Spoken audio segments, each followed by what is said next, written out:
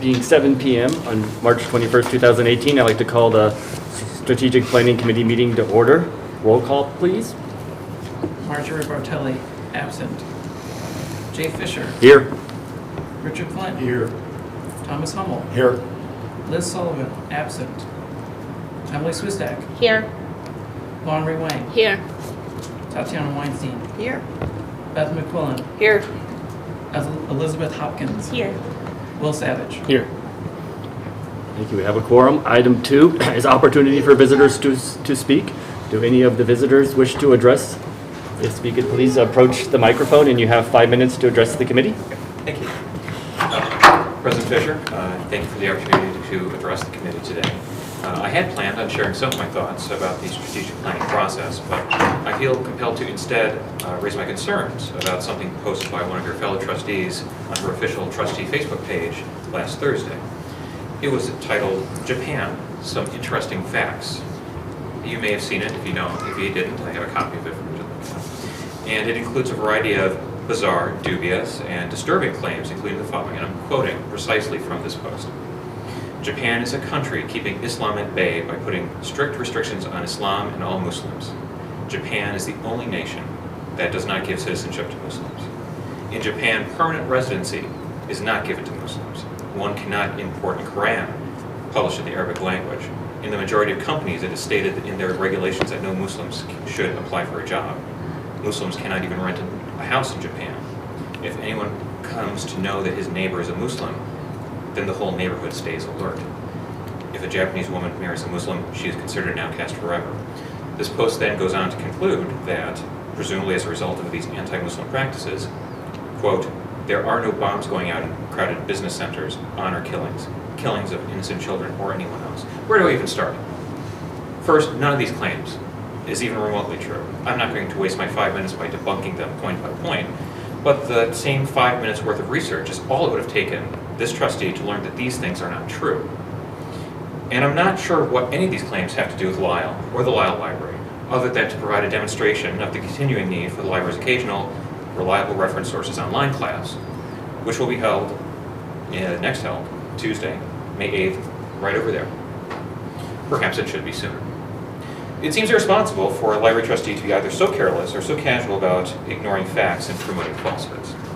Second, this single post manages to be offensive to two groups simultaneously, the people of Japan, who are portrayed as bigoted and xenophobic, and to Muslims, who are depicted by implication as bombers and killers who must be, quote, kept at bay.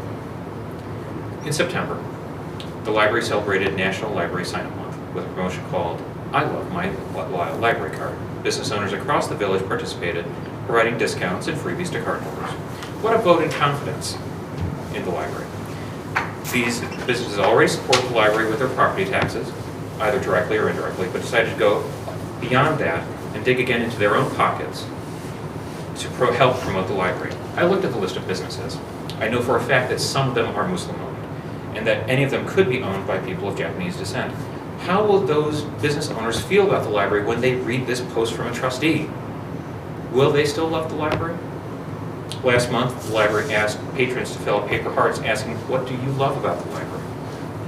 When the library's Muslim or Japanese patrons read this post, what will they write on that paper heart next time? Will they still love the library? What should anyone anywhere, regardless of whether they're Muslim or Japanese, think of a library or a village that has an elected official willing to promote these sorts of views? I've expressed my concerns about this particular trustee in the past. She has abused news sites like Patch, posting one-sided so-called news articles about board meetings that don't clearly identify her position of responsibility or as a participant in the actions being described. She routinely pushes up against the boundaries of the director's explicit charge in Article 10 of the bylaws to be responsible for the selection of library materials. Just last week, asking in a public meeting why a particular book in which she is interested hasn't yet been purchased. And as we discussed last week in this meeting, constantly flirting with OLMA violations by these mass emails that she's sending to trustees. Perhaps none of this rises to a level that would prompt action from you or the board. I will suggest, though, that you think seriously about where that bright line between action and inaction will be for you in this board. Thank you for your time. Anyone else present wish to address the board? Seeing none, move on to item 3 on the agenda, which is to approve the minutes of the February 21, 2018 Strategic Planning Committee meeting. The minutes were in your packet. Make a motion to approve the minutes for February 21st, 2018 Strategic Plan Committee meeting. There is a motion. Is there a second? I second. There's a motion and a second. Any discussion about the minutes? I think we need a roll call. I might as well take the roll call. Sure. But Chris. Richard Flynn. Aye. Thomas Hummel. Aye. Emily Swistak. Aye. Laurie Wang. Aye. Tatiana Weinstein. Aye. Beth McQuillan. Aye. Elizabeth Hopkins. Aye. Will Savage. Aye. Motion passes. The minutes are approved. Item 4 on the agenda is the discussion regarding examples, strategic plans, focus areas, and potential facility improvements. Thank you all for doing your homework. We have a diverse group of plans that people gave to the director, as well as one article. And I think the director wishes to talk about the process and the ideas of the plan. Yes, thank you. Again, thank everybody for submitting their example plans. We have 10 plans. We have 11 members, but 2 of you chose the same plan, so great minds think alike. There's quite a variety in our packets, as President Fisher mentioned, from library plans to other agency plans to a briefing paper on how to create strategic plans.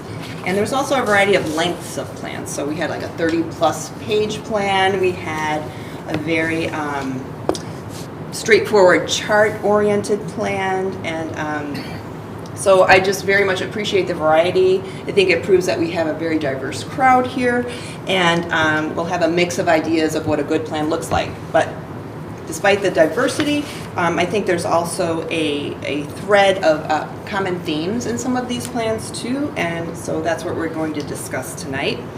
Our aim is to begin to document areas of focus for a new plan, but before we start talking about the pluses and minuses of the example plans, I thought that discussing that briefing paper would aid in our discussion, because I think it did a great job in summarizing what a nonprofit strategic plan is and does. And it also talks about how to create the best plan for your institution. It is a 12-page report, so I don't want to go through it all, but I condensed it down to 7 key points. And I just wanted to go through some of those points, and then we can discuss if we think that they are points we would like to follow. It first defines what a plan is. It mentions a strategic plan is a tool that provides guidance in fulfilling a mission with maximum efficiency and impact, which I think we would all agree with. It also speaks to the external environment regarding institutions. It mentions no organization exists in a static environment. Social, political, and economic trends continually impact the demand for its offerings and services, meaning the institution. It is thus essential that a strategic plan reflect the external environment. Programs, services, and operations should be re-examined and reshaped in light of current realities and future projections. I think those are all very good points. What I wrote for number 3, it talks about being inclusive and taking an inclusive approach. It mentions at one point or another, all important stakeholder groups should have a voice in the planning effort. If the planning process is to be successful, it must incorporate the views of all of the constituencies that will be affected by the plan or have a role in its implementation. And then on page 49, my point 4 speaks to the importance of both board and staff involvement.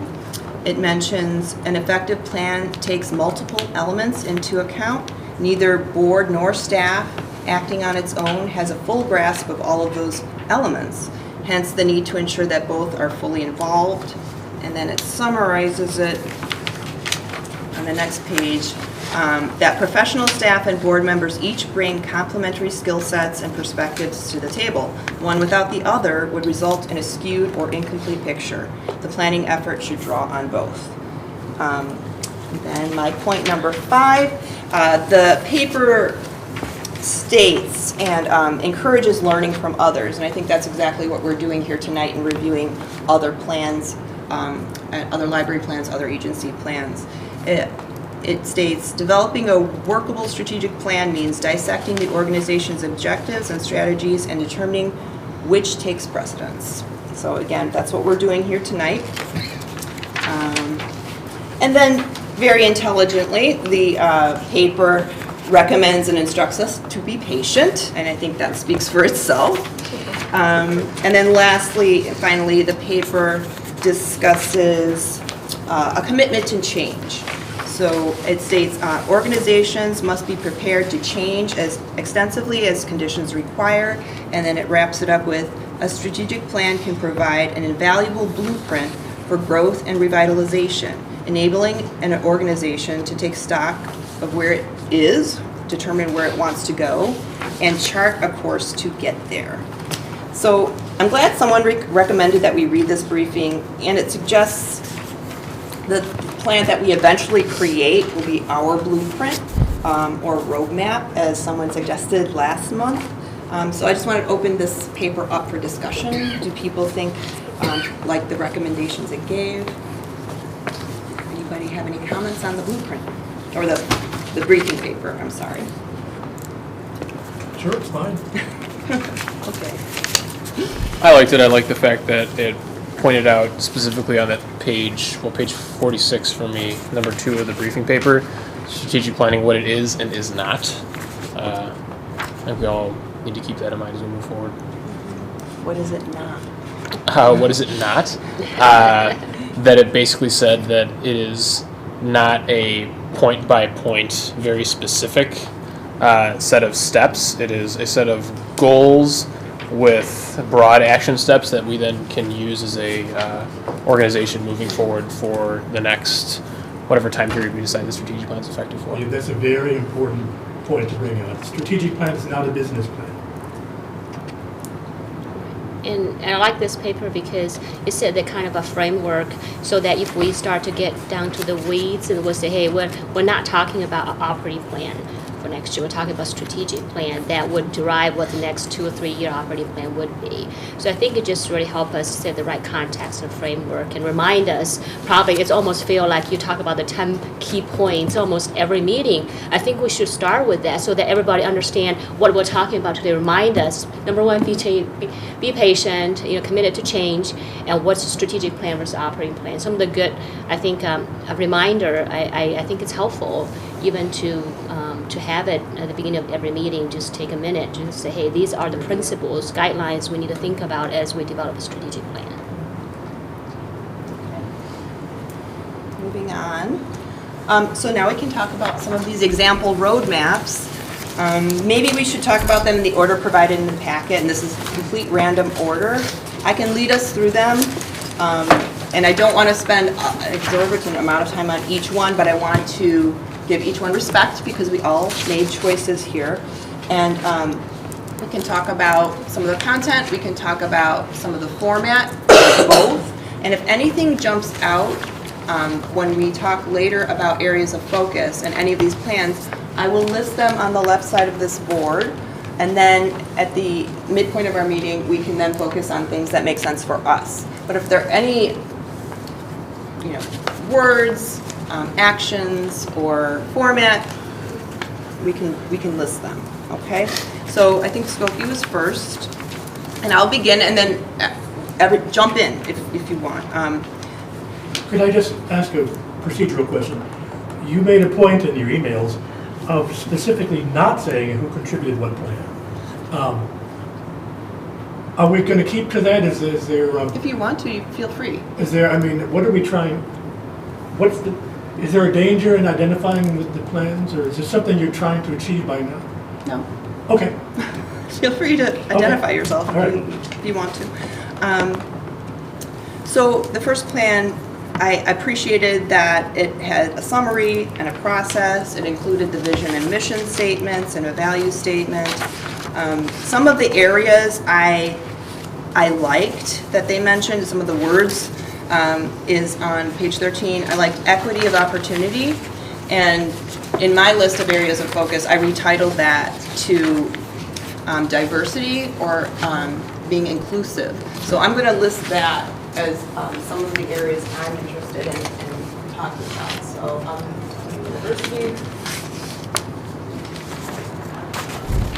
I thought it was wordy, but I liked the concept that they were trying to get across there in that heading. Well, all of their goals are very Yeah. wordy. When Yeah, you compare it just to like- the other ones Yeah. that are like real short and succinct, and then all of these are very wordy. That's actually what I had for this one. It's good, but it seems to be too much.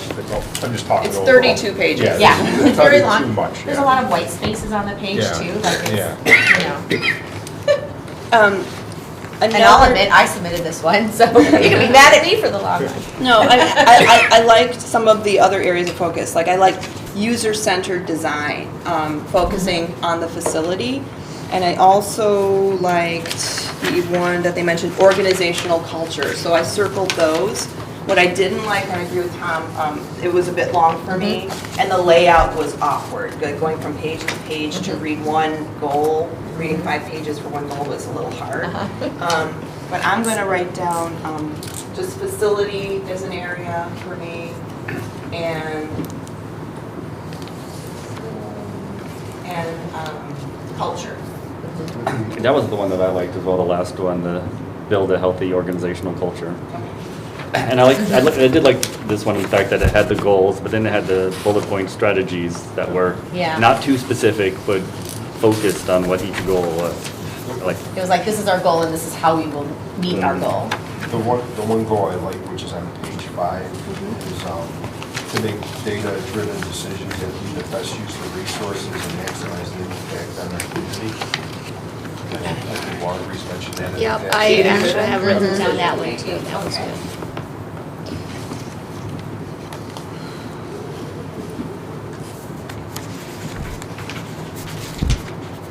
And the one thing I noticed on this one and some of the others, it seems like we already accomplished some of the work, like community survey stuff and other things we've done in the past, so I don't know if we're ahead of the game or they just summarize the whole thing. Yeah, but I mean, that's what, Tom, I kind of agree with you, because here it already came out that they did do a lot of engagement in the community in terms of a dialogue with partners, right? And then talk about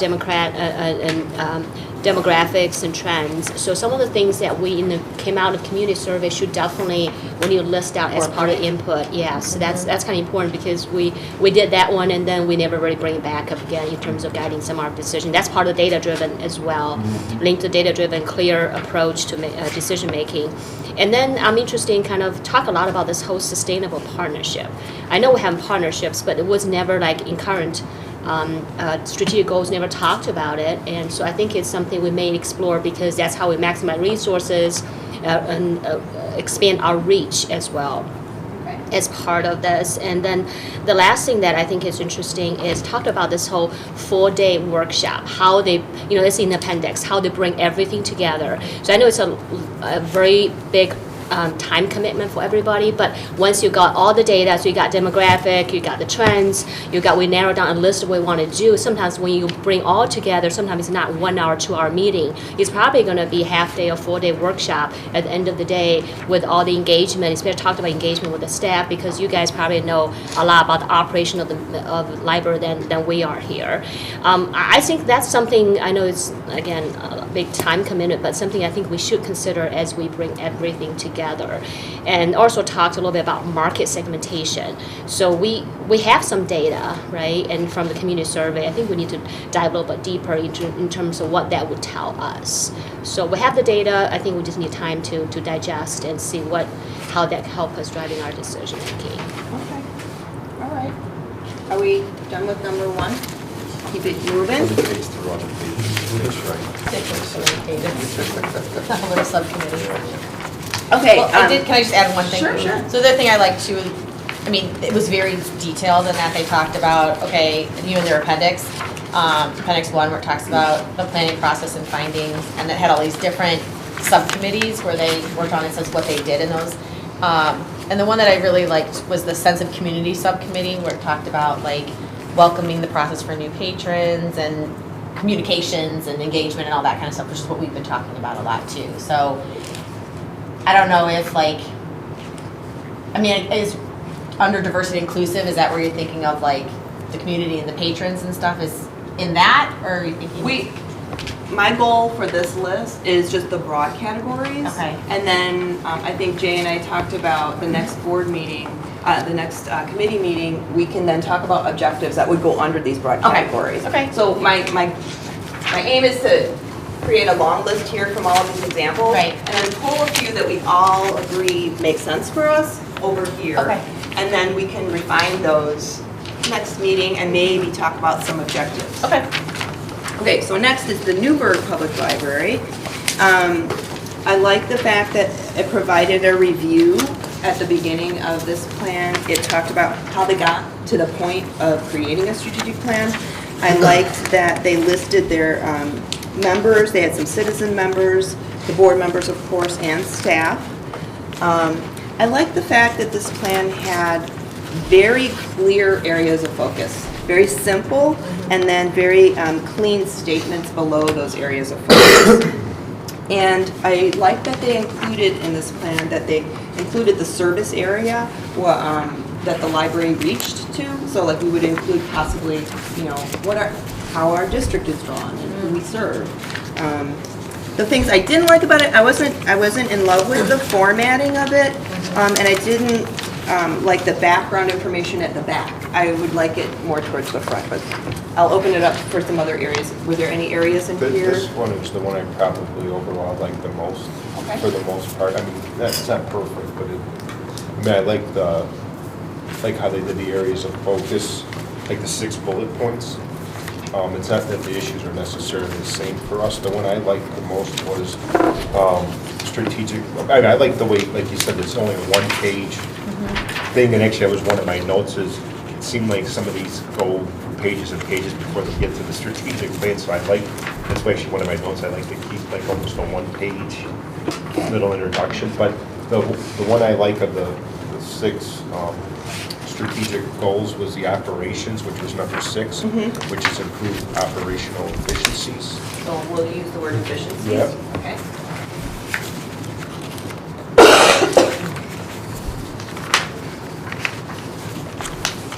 Anybody else on this plan? Again, we're going to have some crossover. Once we start with one, Oh, sure. we're going to go through and there's going to be And, some and crossover. actually, that's what I've been having here is this data-driven stuff. The partnerships that was mentioned in scoping, it's on here at like 2.3, so. Any other comments about Newburgh? I like that they specifically called out technology.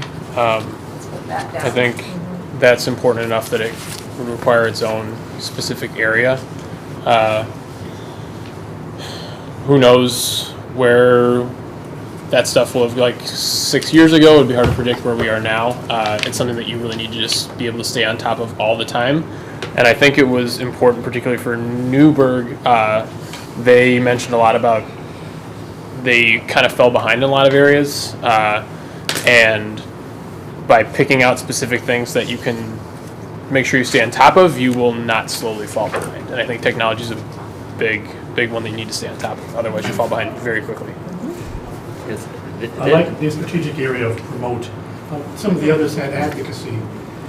We have that too, but I think we need to bring it forward in the November 1st public forum that we had here. At least one member of the community was not aware of some of our basic services. We need to bring that forward. So advocacy awareness. Okay. All right. This was actually the one that I chose, and I like the fact that the 1 page with the areas and the good sentence underneath it. And of the ones I liked the promotion one as well. I think sometimes the objectives got a little too specific, but I would agree that promoting what we do to the public is important. I agree with Jay. This was a 5-year plan, and it's so specific that they didn't really talk about how they would be flexible. If a format went out or a new technology, it was so specific. And a lot of it was very upfront, and the last 2 years doesn't cover very much. So I would like to see more flexibility in whatever focus and goals were discussed. Yeah, I agree with that. I mean, I like the clear 6 points, but these are some of the objectives are specific to the point that almost every year I had to go back and review it. Because what if you don't complete this in this year? That means you have to go back and revise your strategic plan to say, is that item still valid? So that's kind of borderline, it's a little bit too specific. But I agree with the whole, clear focus of the areas of responsibility, and I like the wording as well. Okay. Let's move on to Wheaton. This was one of those one chart. I thought the focus areas were good, and the one I circled was technology, which we already have down. For me, it was a hard read. It was very hard to follow. But I think it's nice to have something like this. I think the next plan also has a graph. It's nice to have a graph or a chart as a part, and maybe as a sheet to hand out at a public desk or something. But as a complete plan, I'm not so sure. So opening it up. You stole my notes. Sorry. I said that it's simple to the point, but it is a kind of a difficult read. I like the concept, and actually it was that I have here was I think it was Naperville Library, the Lisle Woodridge Fire District. I have similar ones. Those were a little bit more easy to read. At least Lisle Woodridge Fire District was a little easier to read. Naperville maybe got a little bit too much detailed with that. Okay. But I like the idea though. The one pager. A one page. Not like this necessarily, but similar. Like but a just summary. A little less cramped. We should be able to condense whatever we do into something along these lines. Not that that's our final product, but it would be a part of our final product. If we aren't able to condense it down to one page, we need to reassess where we're at.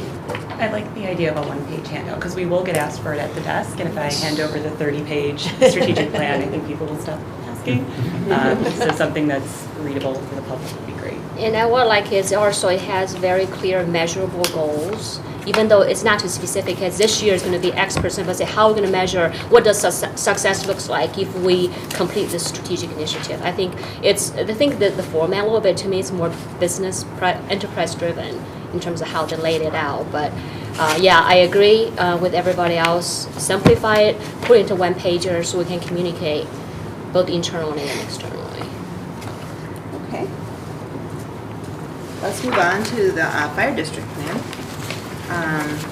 My notes on this. It's a little longer than I would like. I appreciate having a summary. I appreciate having an internal chart, talking about the process, defining their priorities, and then they had basically 4 focus areas, and then my criticism was to pull the participants at the front of the plan, so whomever reads the plan knows who put what into the plan. They had that at the back. Any other comments on this particular plan? This one's probably a little bit better to read as far as that one. The chart. I like the again, the operational effectiveness they have on this one. Obviously, it's a different type of entity, but it's got some similar priorities.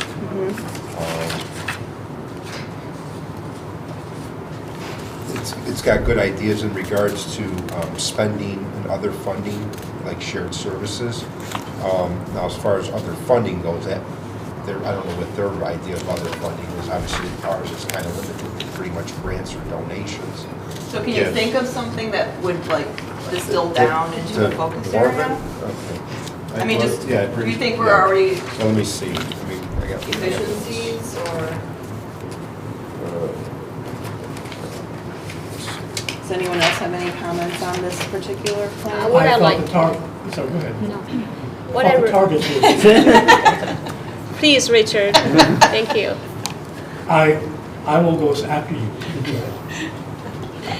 What I really like is the SWOT analysis as well. I think that's really important because that's kind of bringing external environment and also internal capability into the picture as we define what we can and cannot do. Because sometimes, we have the desire, but sometimes there's our capability and capacity in doing it.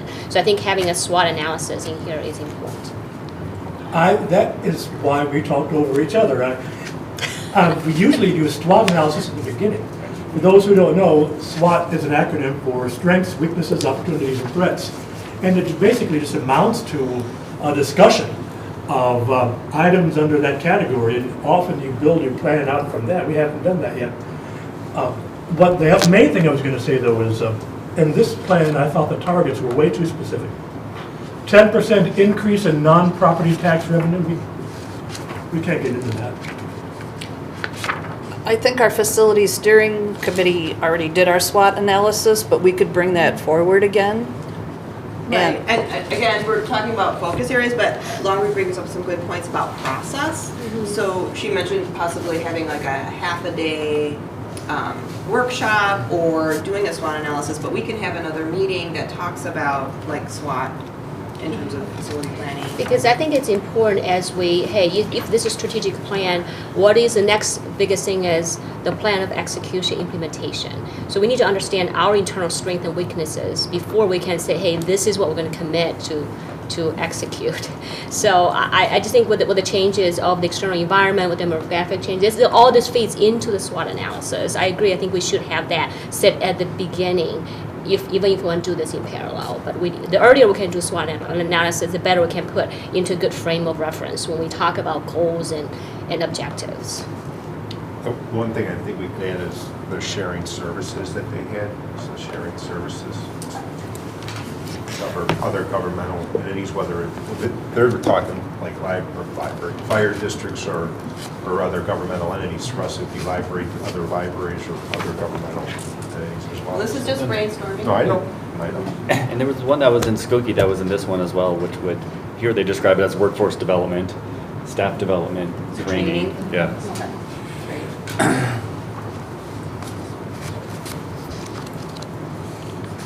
Great. Shall we move on? Yes. Naperville. This looks like it's a part of a plan.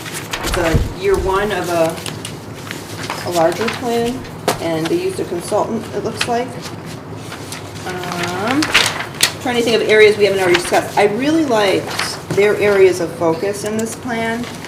The 1, 2, 3, 4 on the second page of their plan. They talk about accessibility. I've already included inclusion there. They talked about innovation leaders, and I like that word innovation with technology. And serving the diverse population, which I think is already up there. And then we will convey the library's value, which I think speaks to Richard's awareness advocacy mention. I was, again, not really in love with the formatting of this particular plan, the look of it. It was hard for me. And they have point persons listed. I put that down. I put it down too as a note. This is kind of similar to the Lisle Woodridge and the Wheaton one. But that's one thing I said, I don't know if we should. I mean, it's good to have like that one-page summary, but I don't think it's good to have the one, or the individual singled out, like who's responsible for that. I think that's too much. What do others think of that? I don't like that either. You what? I hate it. I comment though, innovation can be broader than technology. Yes. Innovation services. I agree. But in regards to technology, I like having innovation. But yes, I agree. Okay. And I just want to go back really quick to the Naperville one, and the 10%. I agree, but that's what I was saying is that's not an apples to apples for us. Like I don't know what they were talking about, but as far as we could apply for grants and stuff. Though. Sure. I mean that's I guess maybe grant writing. I don't know if you want to put that down or. Sure. It's up to Grant. Yeah. So that type of revenue. So. Yeah, that's kind of, when I talk about sustainable partnership, in a way, that's kind of it too. Yeah. You know, it's beyond just share resources. You know, part of it is where we can get additional funding to support our activities. Okay, shall we move on? All right, Addison was next. Again, another chart. This was a little, I don't know. I liked some of their, They say we will focus on, and we believe in, and we exist too. I like what they list here, absolutely. I like that they have a strong commitment to reading, so their commitment to providing, the traditional library services of books. And I appreciate that. I like that they have resident focus on the collection, again, back to the reading, and the commitment to lifelong learning. I'm just going to put, what I condense this down to is lifelong learning, because reading, lifelong learning, putting that here. Was there any other comments on this? I wasn't too in love with the format. Was that more like a mission statement? Because I know that's kind of involved when it is, isn't that like a mission statement? It could be. Just brainstorming. We're not going to keep. All right. We're not going to keep all of these. Believe me, these are not all of our areas of focus. We will be distilling this down. They mentioned programming in a couple of the spots, so it was like focus on and then the core services that have programming, and we don't have that up there yet. Programming. The first item in their list says connect readers to books, and that really jarred me because we're not a book museum.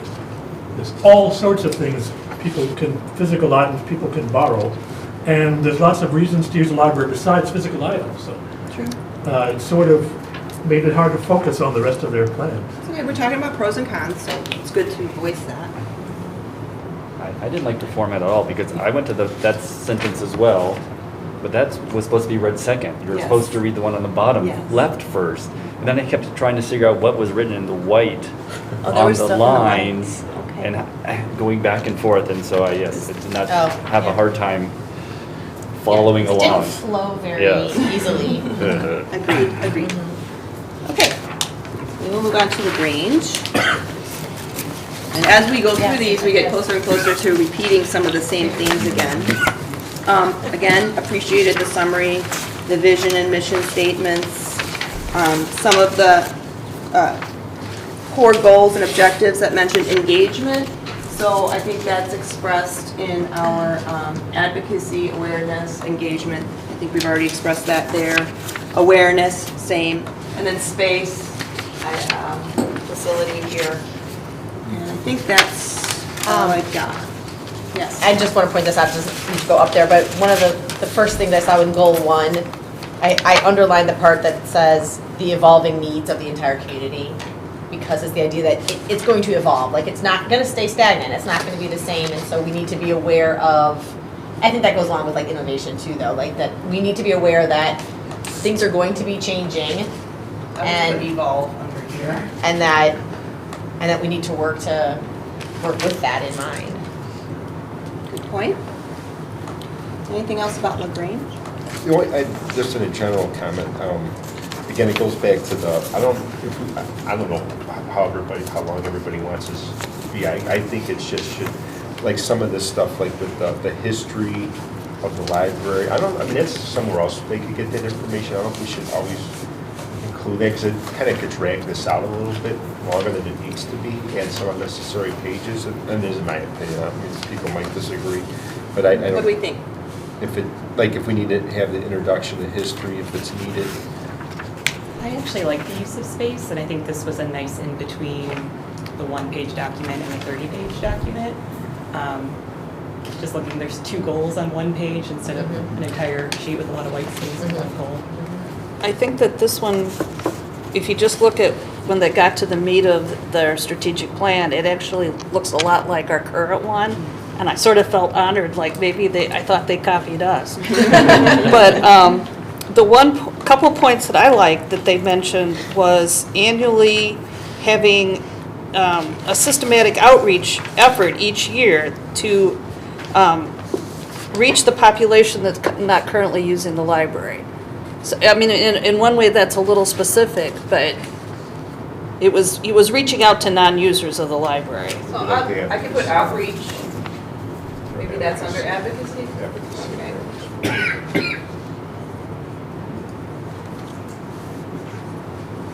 Okay.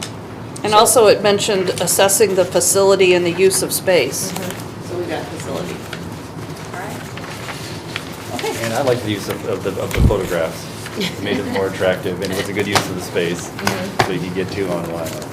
Back to Tom's point, my opinion is, I think we need a little background. I don't think we need 5 pages. Yeah, I mean, like, one preferably if it goes in a second. I Well, guess that's kind of comes back to what is a final document? Could we have a one-page or simplified version for broader distribution? But if somebody wants to understand how we derive those, we have the documentation, the executive summary, there's appendix, there's a framework we use, there's SWOT analysis. I think those are important. I think the working document we derive to the one-pager should become part of the broader deck for people who want to understand our thought process and how we derived where we are. I think a process is important.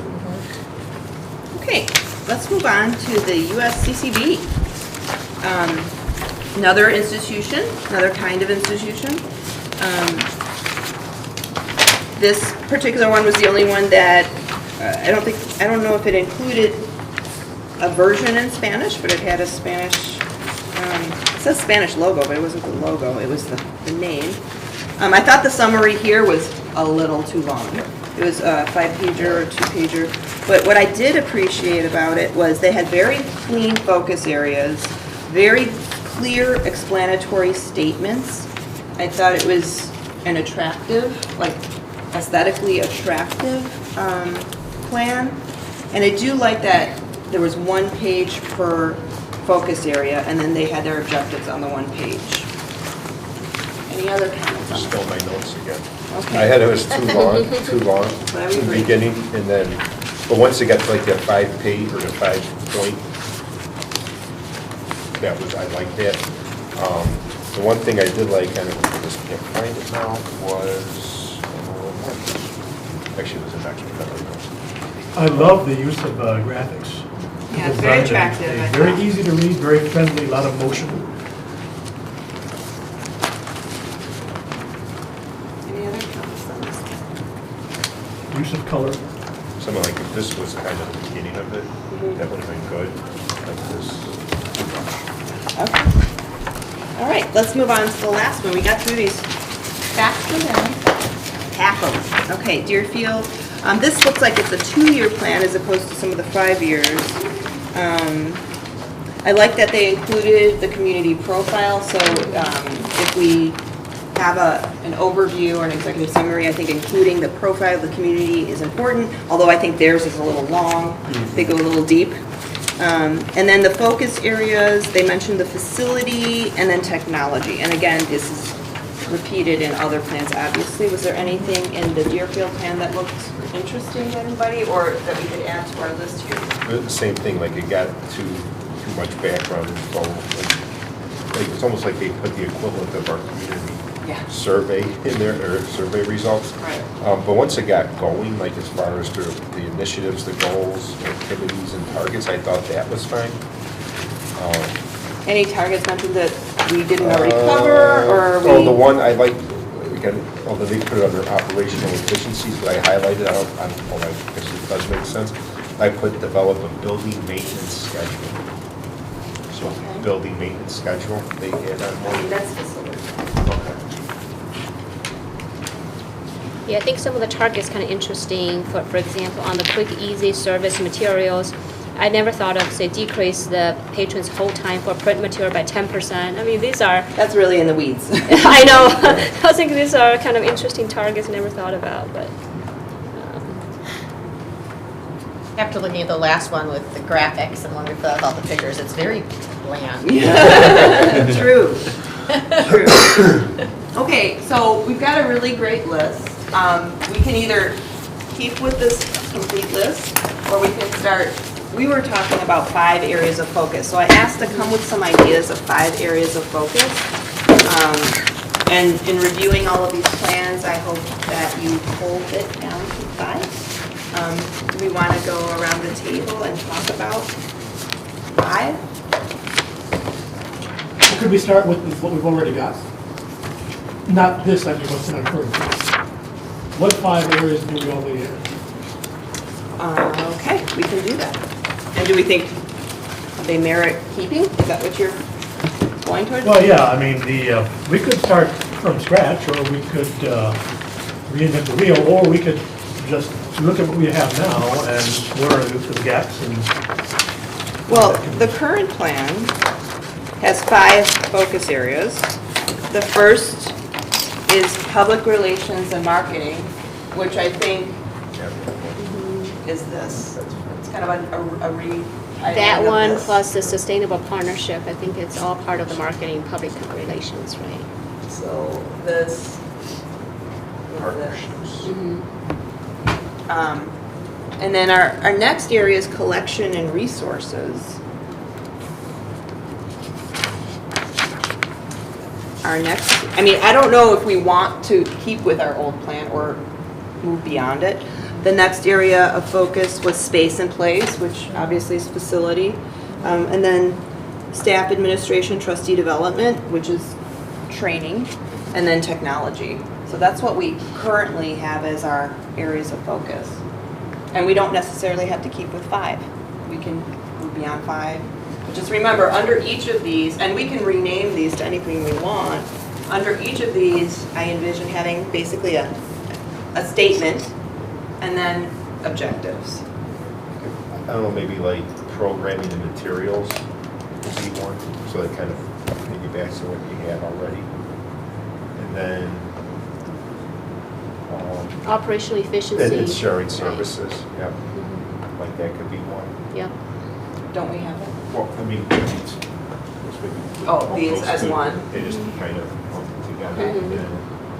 Because efficiencies is operational efficiencies, Yep. right? Yes. I think we can fit the program materials under the broader scope of the diversity inclusivity bracket. Agree. Because part of what program materials is focused on is making sure that everyone in the community has something for them, or they can be exposed to new things, or that's just a small part of us trying to include everyone and make everyone a part of. Or it could be linked to the lifelong learning, Yeah, I was just right? thinking that. Because, Yep. you're learning Yep. through whether it's programming or materials or whatever. It's opportunity for people to provide opportunity for lifelong learning. I think that's a broader category. And grant writing was going with sharing services, right? That's what you said, Laundry, right? I was more thinking sustainable partnership. Either way, I think it could, I feel like grant writing would more go under training. From my experience, you're not necessarily finding many grants that you can apply to in conjunction with other public entities. Like, I wouldn't talk to the park district about applying, but the grants that I've applied for have been specifically for library purposes. So you want to learn and have the staff able to specifically write grants for those purposes. maybe operational efficiency then, that's kind of help. Yeah, I to- mean, Yeah. if there's like a program specific, I know we have with the ESL one that, I think the mindset of grant writing, you're looking at it as staff writing grants. Yes. You're looking at it as funding. Yes. So there's I mean, it could be- separate. Yes, you're training how to Okay. write it. So All I'm right. talking it about, could be both. About literally doing more. Yes, yeah. Well, I mean, but then there'll be staff development as part of it, True, right? true. But I mean, both make sense. Yeah. It's just they're gonna probably be in different categories. Yeah. It seems like that would be more of an objective than necessarily a True, and focus area. some of these might be, when we Yeah. talk about these next, in May, we can talk about where they belong. But right now, I just wanted to kind of hone them down and see, I mean, do we all agree that all of these make sense for us? Are there any here that stand out as not? Facility maybe with efficiencies also. Well, I think facility can be, Well, that could be building maintenance, and it also could be, depending on how you arrange your facility. well, how are you defining efficiencies? Operational efficiencies. but operation is more ongoing. So I think Yeah. facility is more about discussion of capital investment. Are we going to have major expansion, or it's more come back to space? Yes. Yeah, facility / space. I like adding innovation. In our last strategic plan, we had technology, and I like adding innovation because it's a larger category, and we can be innovative in other ways that doesn't use technology. So I think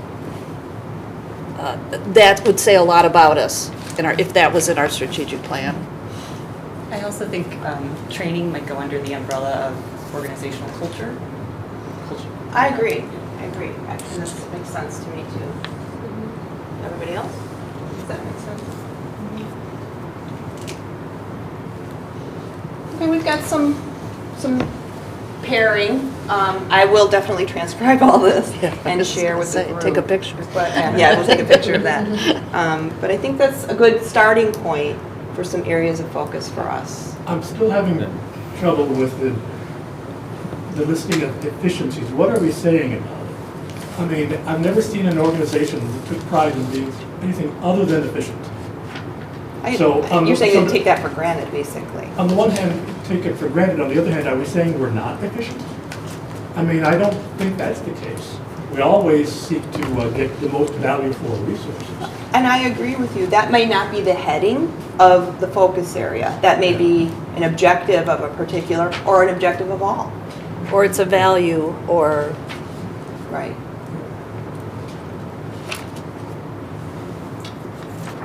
Any other thoughts? So then if we have the 5 focus areas that we have from our prior strategic plan. We have a lot of what could be focus areas, what could be objectives up here with arrows going back and forth. Yes, lots of arrows. So as we move forward, what specific, do we have specific focus areas that we should discuss as we move forward into our next meeting? Or should these 5 be the basis of our discussion, but maybe change the names and change the objectives? Or do we think that, maybe we don't need technology or something, I guess, I don't know.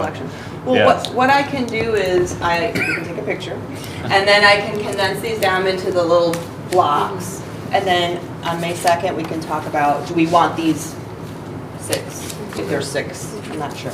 Yeah, I think a lot of these kind of correlate to that, but I think how we kind of come up with some of the wording is a little broader in scope, in better context than what we have here in the strategic plan. So at a minimum, I think we need to have some sort of wording change, and then we can talk through how that's, what is a supporting strategic initiative under the big themes. So are we okay with just keeping to this in these groupings, and then I will send it out to the committee, and then next, when we have the full complement of members, talk about the areas, and if we all agree that we like these 6 or 7 areas, should we marry 2 of them or get rid of 1? Okay. All right, good. Thank you. So just real quick, we talk a little bit about, I think both Tom and I mentioned about the data-driven kind of decisions. It's just our process of doing that. So part of it is part of we set in strategic initiatives, then we'll have target and measurable goals. So that's part of data-driven. It could be part of the culture too. I'm just thinking, because otherwise you'll think about where that goes. It's how we do things, how we, try to, or it could be here. Could be, yeah. Right. Mm-hmm. Although we want to put an asterisk by that, because a lot of important things that we want to achieve cannot be quantified. But I think we should try our best to quantify what is a measurable outcome. What does success looks like? Whether it's qualitative, quantitative. Yeah, you can't always quantify it. Often you can, and when you can, we should try to find a good metric. Sometimes there's more than one way to quantify it. Yeah. I've been part of strategic plans that were really painful, where the operating principle was, if you can't measure it, you shouldn't be doing it. And that's just a horrible way to try to progress. It cuts off so much. And it also assumes, that the metric, that you can always agree on a metric. You can't. So I agree with you 75%. I think that we should be guided by data when it's appropriate, but we should be open to the cases when it's not. Sure, and some measurable goals could be both qualitative and quantitative, right? So some of the could be qualitative goals that you don't have hard numbers, but it's... For example, integrity. Can't measure that. But everyone should want an organization where integrity is a high goal. But then that would be like a value, the core value. You shouldn't be measuring the core value, right? Goals aren't measurable. Objectives are, not goals. Yeah. So, we not trying to win or lose an argument here, but just to put that on the table. Let's be open to goals that aren't quantifiable. Yep. And I think that's something the committee's going to have to look at as we move forward as to what do we want to include under our focus areas. Because under the current plan we have, create, generate, initiate. It's very vague. But without the as you saw, like in Newburgh and some of the other ones with specific target areas, like the fire district one was increase this by 10% and cut that by 2%. You know, how much in the weeds do you want to get? I don't think we want to, in my opinion, I prefer the way that we have it now, where it's not too specific with actual target data. And as far like that increase in 10% number that they had, that was, that I'm kind of trying to translate that more into grants.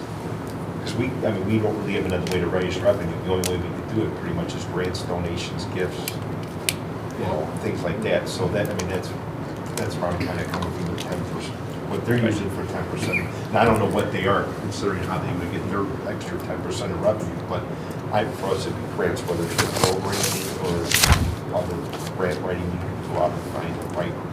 Okay. Well, and the one thing about grant writing, as Will and Elizabeth can probably attest to, is that you have to have the space and you have to have the staff to be able to usually execute the grant. So, because it usually means something like that is underserved or you're currently not doing in your community in order to receive the grant. Because the ESL, they got one, like a couple, 2 or 3 years ago, I know, like a $25,000 grant, so I think that's probably more what you're talking about. I don't think it was 25,000. Oh, wasn't that? Not to this library, it was it? to DuPage County Oh, or okay, something. gotcha, okay. Okay, so I think we have that. We can move on to the rest of this agenda item. So the next item there is potential facility improvements. And again, this is just beginning conversation because we've reviewed a number of items. And last month we had a very thick packet of materials stemming from 2012 through 2017. We can talk about some possible areas of improvement, enhancement, or reorganization to better serve our public. And I'd just like to start by mentioning some common themes we've heard since 2012, and then through our most recent community engagement.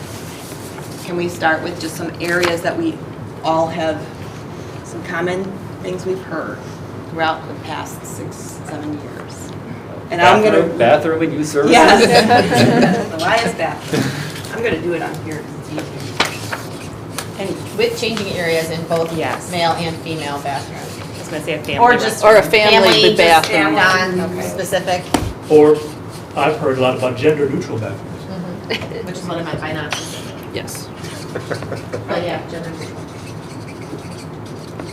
Okay. Any other common themes? More group study space? Yeah, meeting space. I'm just looking through this packet where it talk about community engagement project results.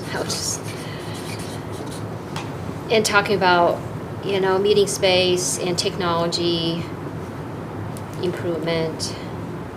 Universal design, So, as in, because we haven't done much with our building in 50 years, we haven't paid attention to it. But we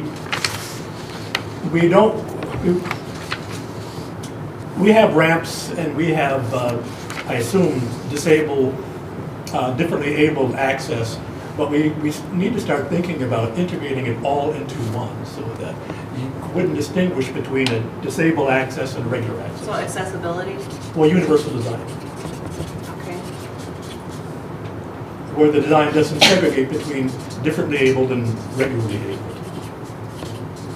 Okay. The community engagement talked frequently, people discussed the lobby as Yeah. not being welcoming and that they would come in the lobby and there's no staff to direct them, ask questions, you don't know whether to go upstairs, downstairs. And again, with Richard's idea that as far as their accessibility, you have to go up or down. The materials and the staff are not on this floor. The layout in general is not very patron conducive and friendly. I mean, if you think about some other libraries in the area, like Downers Grove or Naperville, they have multiple entrances. So the fact that we just have the one entrance here now, as opposed to having another one downstairs in adult services or something to allow for that. Can I just say, digress for a quick second? This came up the last time we did this, and our architect at the time was very firm that libraries must only have one entrance. And we actually fought our architect over this, but the guy prevailed. We wanted to keep our old entrance as well as open this one. And the guy said, no, that's a security hazard. Really? I don't think he said it was Or Woodridge, not too, they had it allowable. on both sides, I think too. that was his recommendation. Strong recommendation. He didn't say there was a law against it, but he said it's a terrible idea.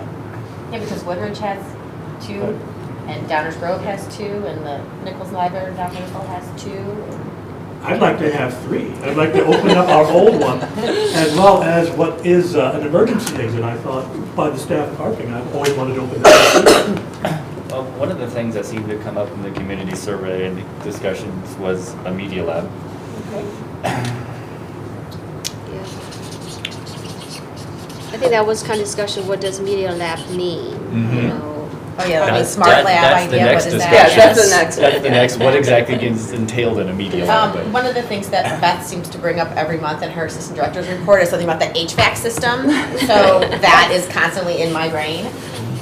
So I brought this paper There are today. issues every month. I brought this paper today that tells us how old some things are, and Please share. yes, the air handlers in the east end are 30 years old. Yes, in the east end. In the west end, down at the other end, they're 37 years old. So Beth, what is the useful life of things like that? The Monaco Mechanical said that they're about at their useful life, that they're just being patched and repaired. And we have 2 companies, right, that deal with the HVAC, is that right? Sort of.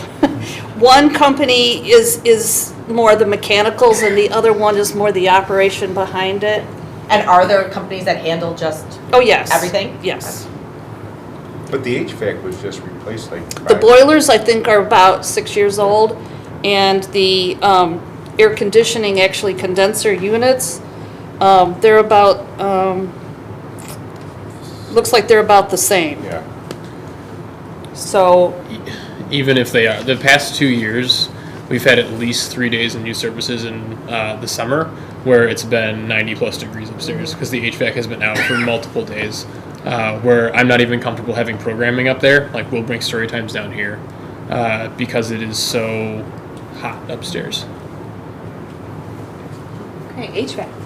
Yeah, and then I think another thing I think is important to talk about innovation technologies and network infrastructure. Remember how, how we have been patched all the network wiring together and expose us to any kind of interruption on networking.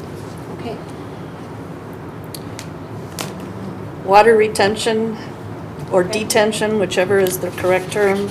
We've had a few issues this past year on that. It'd be nice to have some professional guidance there.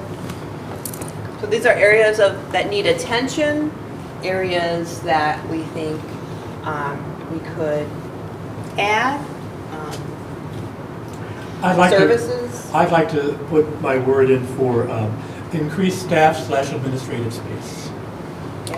If you Staff guys have space. ever nosily poked your nose behind youth services or CERC or adult services, they have no room to do their job. They certainly So offices, they're cramped, workspace. they're cramped is what I'm trying to say. And they certainly have no room to have confidential discussions about matters.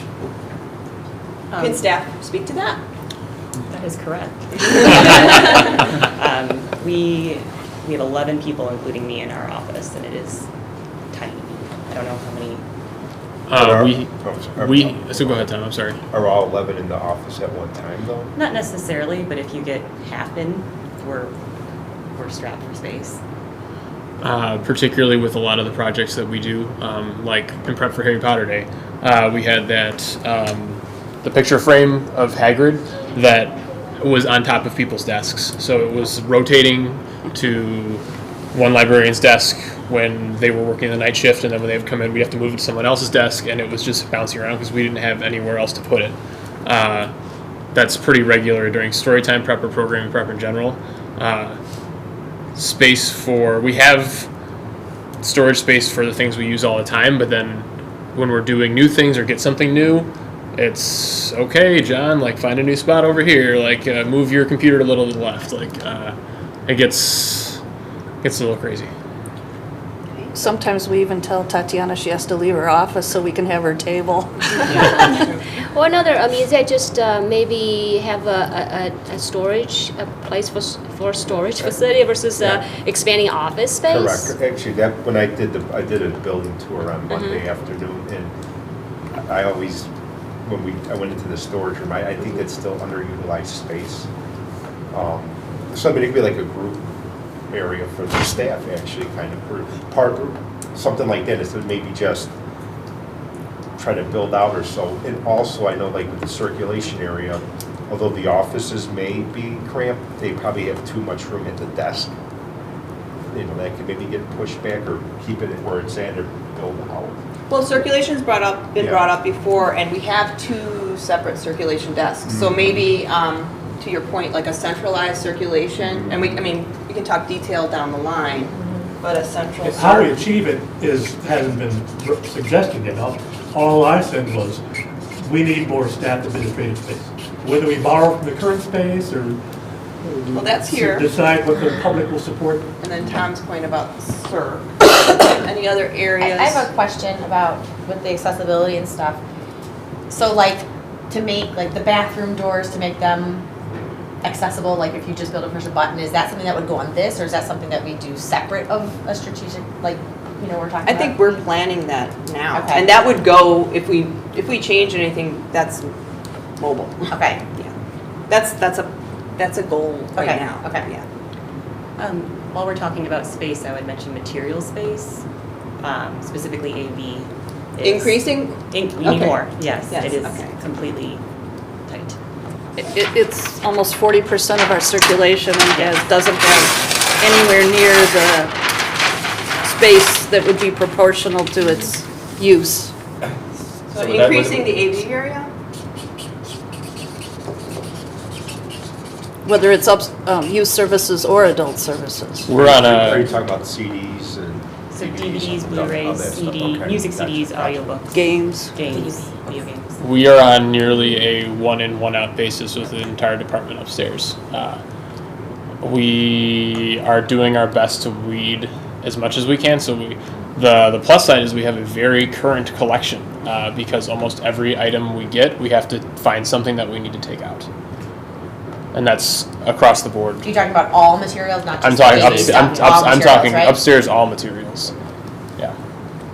Any other, this is going to extend into the next meeting, but just starting the conversation. Sorry. Go ahead. The I- parking. Oh, come on. Go. The traffic flow. Okay. The having a safe space in front of our entrances Like a for drop-off. drop off, or people occasionally wait and then the cars can't get around with the current configuration.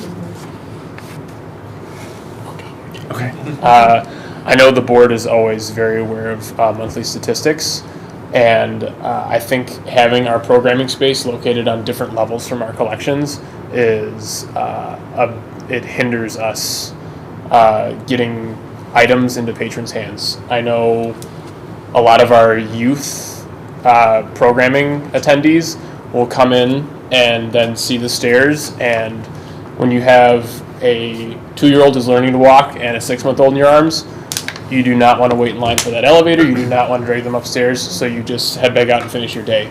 And so for the great amount of programming that we do, it doesn't fully correlate over into our circulation statistics. Would you be open to moving youth services downstairs? So a big thing that I think in libraries now, it's probably come up in like the last 6-7 years since I've really become a professional, is that the noise levels have gone up, because a big part of how children learn is through experiencing and through noise. And one thing I do love about our current layout is that I can let the kids be loud. Like, so when 2-3-year-olds are stacking blocks, or building Legos together, or whatever, we're in story time, we get crazy. And I know they hear us downstairs even through the floor, So I can't imagine my department being as open and as inviting to our patrons as it is now if we had to consistently keep everybody quiet. So to your point, I don't think that moving downstairs and having to, I shouldn't say having to share the space, but sharing the space, I think that would detract not only on what I can do, but what Elizabeth can offer as well. Yeah, and I would comment on that we have teens and adults that do need a quiet study space, and we're asked to enforce the quiet policy on our floor as well, so. Well, there are answers to those concerns, I mean, structurally and architecturally, but that's not this conversation, that's another. Anecdotally, back to my original point, so my story time's down here versus my story time upstairs that I do Wednesday nights. The Wednesday night story time, I have the kids at the end, I get rushed because they want to grab the books that I have read to them, and then if they don't get one of those, they demand that we go out, because they have to walk past all the books, they demand that I find another book for them. My kids down here, it's not that same experience. You walk out the door and there's not all of our books there. There's not all this stuff to build upon what we just talked about in story time. So I've never experienced that in story time down here, and it's like you could set your watch by it upstairs at the end of my Wednesday story times. So, let's get back to our list. You've explained a problem. Yes. What is the answer? The answer would be a new configuration for programming space. So on the same level. On the same level. Wherever you are, yes. up or down. Yes. So more programming space for YS. Yes. So more programming space or differently located programming space? I mean, it goes both. I know we've definitely approached. Well, let me ask you this. Do you have enough space upstairs for what you need to do right now? No. Okay. And because you want to program up there more? Yeah, I would love to be able to program closer to the collection, yes. Okay. So how can we put that on this list? Increased YS programming space and have that programming space closer to the department. And that's kind of why I'm asking, would you be open to downstairs, because if you're upstairs, not to say it's impossible, but it'd be difficult, more expensive would be my guess to accomplish that. I mean, I'm open to any solutions we find that would be able to work, not just for me, because we have to think about the library as a whole. It's not just youth services. We have to think about what Elizabeth's trying to do, what circulation's trying to do, what tech services is trying to do. Okay, you had some. The electrical capacity for the building, under our previous director, we learned that the building was at capacity. So the study tables, just as a small example, don't have access to electricity like where they are in, between the stacks or whatever. Also, looking at a 5-year plan, we probably need to think forward as to how this building was built, where the electricity was on the rim, mostly on the exterior, and then they put some in the floors, but that it's not in, there's not floor electricity everywhere in the building. So it would be great to have it more thought out as to what are the areas of service. Saying electrical access, I guess. I don't know how else to put that. Well, I think, are you also talking about increasing the capacity in addition to the access? Well, I think yes, Okay. but I don't know enough about that, but that was. I'll put that in I parentheses. thought the old architect I thought John Huff asked the old architect at one time, and I thought he said we were still okay with capacity as far as, I mean, I'm not an electrician, so I don't know what the right terminology is, but. It's in parentheses. I would assume if we increase access, we'd have to at least check what the capacity would be, because we would then have the potential for more people to be accessing. Anything else? Now, just to go back to the HVAC, we're not talking about replacing a 6-year-old HVAC, though. We're just talking about fixing whatever the problems are. And we might have to replace those to 37-year-old Air handler. air handlers, but not the HVAC itself. Well, I don't think we're making any decisions As today. regards goals, all we're saying is monitor it over the period of the plan to see that we have adequate capacity and problems are addressed, et cetera. I mean, if we have to replace the 7-year-old machines so that it's not 95 degrees in my department for 3 days this summer, like, that's not conducive to working or being here. If that's what has to happen, that's what has to happen. That's not fair to have the kids and my staff be working in 95 degrees inside of a building, a brick building. And again, no decision making. This is just areas of the facility that we think need attention. Since we're brainstorming, it's been a while since we painted the building. Is there any thought about, I think everyone disliked the color that was chosen. Is there any thought? When's it going to be time for a new paint job? I would never want to spend funds on painting if we were going to do something different with the building. That, I agree with you. When do we think will be time for another paint job?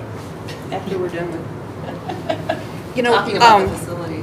one of the things I was going to look at for the plan for the next year was to look at caulking the windows, and I think when we're out there caulking the windows, we'll look at the paint and also the stone masonry. Didn't we have a tuck pointing problem a lot of years ago? Yes, we had a repair last year. So maybe that should be another goal. Well, I'll put paint down. Well, you say building exterior. If it's peeling, if it needs it, I don't know how many years it's been. Sure. Been about 6. So exterior. And I'm not advocating for anybody watching this video. I'm just saying, as a goal, we should consider that as part of tuck pointing and whatever else goes with that. So I'm going to bring up something that it's a big thing, and it's not necessarily anything we would need to focus on now. But I will mention that we do own 2 properties adjacent to the building, so I'm putting that down here. 2 lots. I would also to consider. I would also like to bring back the point that I think, I'm not sure if this was in the facility steering, but we talked about sharing facility with the Park District and possibly having a tot lot. The Park District said that this community in this part of Lisle doesn't have a park, and they felt like if we could do something to share facility, that would be good, but it wasn't pursued at the, Are you referencing it in reference to the Yes. lots? Okay. well, you need the space to do it, yes.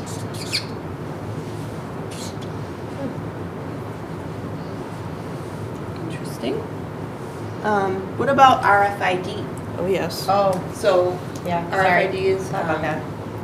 That allows your multiple entrances. right. If you that's where you're scanning your materials at a station, where it will check you out at bottom, I think we should look at it. and also provide security. Okay. I'd like to know as part of our discussion, I'd like to know its impact on CERC and what they do. Well, it does increase efficiency.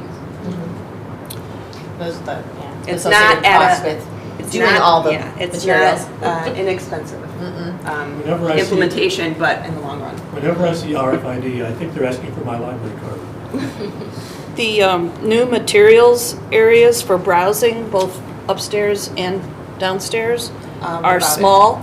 And you're overcrowded next to each other there when could really be spread out. It's one of the most popular spaces in the library.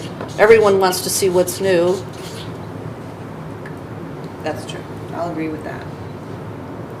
It was a lot. I was part of that project in creating those new shelving units, and it took so much to eke out a space and also to be ADA compliant. Yes. So people can maneuver around it. I'm looking at my list to see if I missed anything. I will mention this because it gets mentioned all the time here. It may not have had a lot of support at the community engagement, but I think staff can attest to this. We do have a lot of patrons asking for where can I grab a cup of coffee or have a snack. And I'm not necessarily advocating for a cafe, but something where someone can grab a cup of coffee, a vending machine, something like that. So I'm going to put that down on the list if we all agree. So Well, can we talk, oh, the lobby entrance, we did talk about that already. Spring snack. Just about how it's, yeah, it's just not really conducive to doing anything there. And there's a couple little tables like in the little foyer, like out there, but then here, those, I've told you before, like if you're short, these benches, things here, you can't sit on them comfortably because there's no back, and then I'm sitting there, my legs are like straight up, or I have to sit crisscross applesauce or whatever because it's just not comfortable. So drink and snack space, you mean vending machine? Yeah, well, Not food, necessarily, maybe. yeah, Or it could place that be. You could have your little snack. We barbecue. receive requests all the time, like where can I go to get a cup of coffee?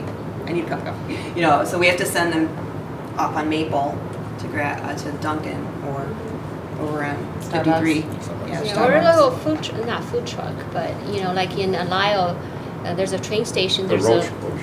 little station, coffee station, open certain hours. I mean, we could offer to folks. I don't know if it's. Actually, it makes sense because they're like probably before 8 o'clock with the commuter, 7 or 8 o'clock. So at 9 o'clock or 10 o'clock when we open. So they could come here for a few hours and. People want coffee at 6, 7.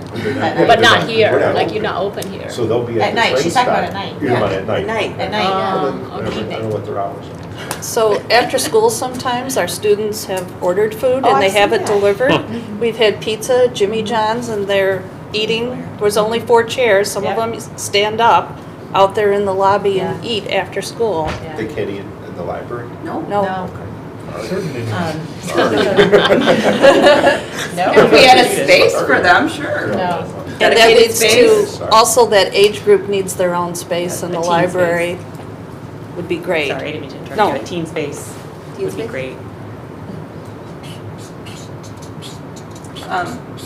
No, we're just brainstorming. These are not. Yes. Gotcha. Great. Okay, sure. We're gonna prioritize. This And is- same We're thing, not same saying thing let's- with, right now, talk. same thing with like the food area. I'm not advocating for a cafe space. Right. But, and same thing with teen space, there are libraries that have rooms the size of this that are dedicated to teens, and I just recently visited a library just south of here where their teen space was maybe a quarter of this side of the room, where it was just part of their collection, and then they had a couple computers, but it was theirs, and it was nice.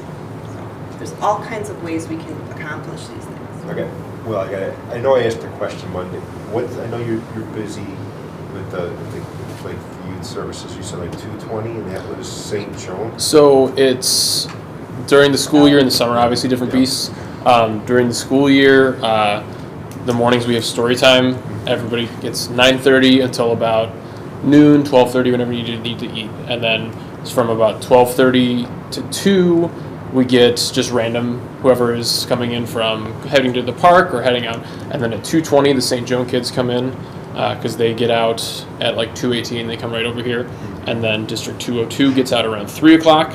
So then since that's a little further away, we see those kids anywhere between like 3:05 and 3:15. Because the reason, is that mostly junior high, you would say, or is that? We get some of the Seizure kids too. Okay, because that's the difference there too, is because, Seizure's going away in another year and a half or so, so that might drop some traffic in youth services in like this fall of 2019, once the school moves to the Meadows.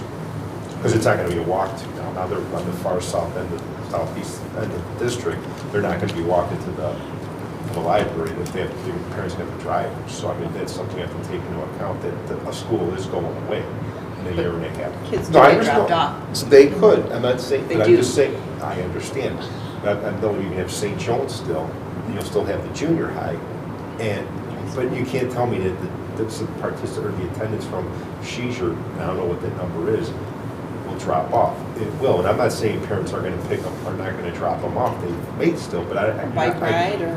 I will say, Tom, that very few parents of elementary school kids are comfortable with them even walking from Seizure to here by themselves. So many of them that we do see do have parental supervision or have a junior high sibling. Okay. Very rarely do we see anybody under the age of 3rd grade who doesn't live within like 2 houses by themselves here.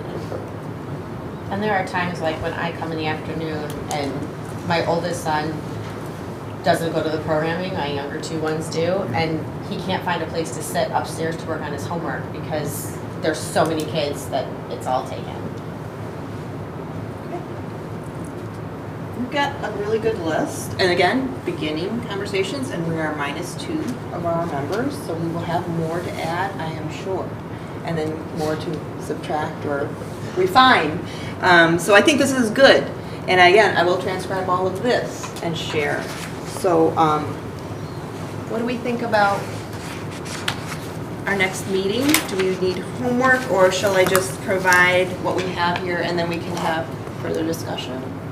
That was my thought. Was take what we've done tonight, synthesize it, give it to the committee members so that we can study it and come prepared to focus it down. Give it a little bit of structure, not too Yep. much. Work on the objectives. Yeah, think in the back Finalize of the your focus head. areas, work on the objectives, and start thinking. Yeah. I'll provide this as soon as I can, as, you know, I know our next meeting is in May, and in between that, we're doing all kinds of budget discussions. So I'll provide this as soon as I can, so in the back of your brain, think about some possible objectives under these partnerships here, and then I'll remind us before our next meeting, because we have a bunch of meetings before that. We have 3 prior to our next May 2nd meeting. The one thing I was gonna add that I had down in my notes is I know a lot of these strategic plans talked about like the community's demographic data. And the only thing I was gonna point out is obviously we're getting close to the end of the last census already. We're like 8 years away or 8 years out. So some of the data we may have, like from 2010, Might change. we might already be outdated. So I don't know if we should, I mean, I guess we could still use it, but I would, as far as like including it in the strategic plan, it might be better to hold off on that and just wait till the new census data comes out in what, 2 or 3 years. And then just add that to the strategic plan like midway through. I mean, we haven't made a decision about adding that at all. Well, I mean, if we were, I mean, instead of like saying, you know, the demographic data of Lisle, this issues in 2010 numbers, maybe it's something we should just kind of hold off on until 2020. Well, I think that's a good point to bring up on any of the data, because last month's packet has data from 2012, like information here. And I'm sure, and some of our statistic information is old. So it's just, keep it in the back of your brain that, you know, we're in 2018 now, and if we implement anything, it probably won't be until 19 or 20. So I think the village of Lisle actually said that the population had gone up about 1,000. We'll see if we can get definite numbers perhaps from the village. Now, we have to remember that we have the Steeple Run area in Naperville that it's hard to quantitate exactly without the census data, and the same with the Four Lakes and the Meadows. So those are 3 very large areas that we don't know if they've increased, plus the development downtown. the development downtown, plus the development over, what's it called? Arbor, the Lisle area. Arbor Ridge, and you got the place on Arbor. right, so that's a lot of houses and families. And I think that's part of our conversation when we start talking about, you know, 5-10 year plan for us. I mean, thinking down the line in terms of facility, 5-10 years. But if we do a strategic plan for 3 to 5, thinking about those future developments and serving those populations. Okay. Thank you all for doing your homework and for your thoughts and your discussions. So we know what the plan is before the next meeting. Unless there's anything else to come before the committee, is there a motion to adjourn? A motion to adjourn. Is there a second? I second. All in favor? Aye. Any opposed? We are adjourned.